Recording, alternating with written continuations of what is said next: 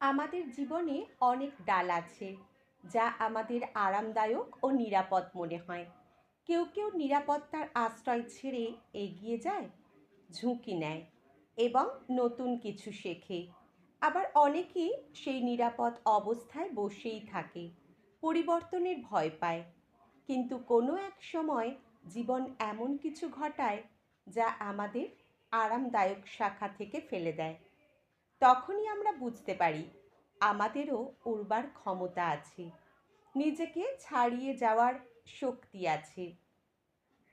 এমনই শিক্ষা অবলম্বনে একটি গল্প আজ পাঠ করে শোনাচ্ছি। গল্পের নাম দুই বাজ পাখি। অনেক দূরের দেশে ছিলেন এক রাজা। তিনি ছিলেন খুবই দয়ালু ও জ্ঞানী।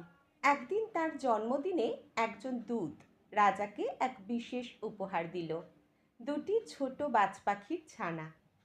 বাজ পাখি খুব শক্তিশালী ও সাহসী পাখি। তারা অনেক উঁচুতে উঠতে পারে এবং ঝাঁপিয়ে পড়ে শিকার ধরে। রাজা উপহার পেয়ে খুব খুশি হলেন।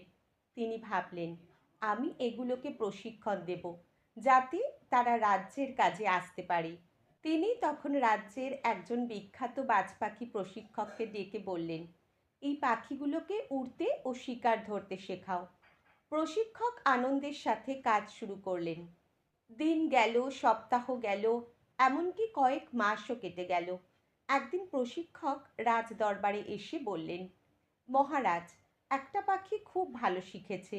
সে এখন আকাশে উড়ে বেড়ায় আর নিজে নিজেই শিকার ধরে। রাজা খুশি হয়ে জিজ্ঞাসা করলেন, আর অন্য পাখিটা?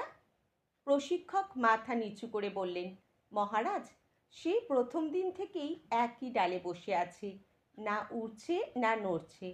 খাবারও তাকে সেখানেই এনে দিতে হয়। রাজা চিন্তায় পড়ে গেলেন।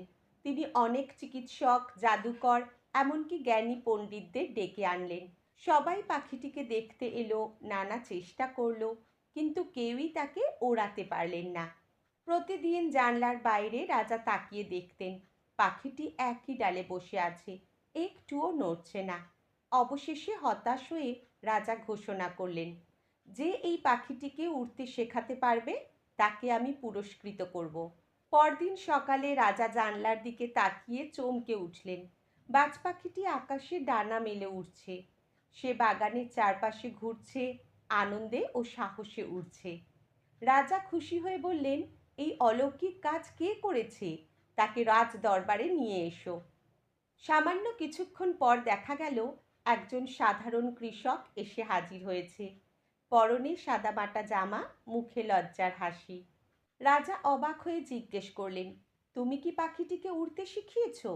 তুমি কি কোনো জাদুকর?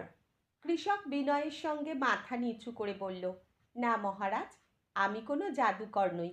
আমি শুধু সেই ডালটা কেটে ফেলেছি যেখানে বাজ পাখিটি বসেছিল। রাজা বিস্ময়ে জিজ্ঞাসা করলেন, মানে? কৃষক বলল, পাখিটি ডালে বসেছিল কারণ সে জানতো না সে উড়তে পারে। ডালটি ছিল তার নিরাপদ জায়গা। আমি শুধু সেই নিরাপদ জায়গাটি সরিয়ে নিয়েছি। তখন সে বুঝল তার পাখা আছে, সে উড়তে পারে।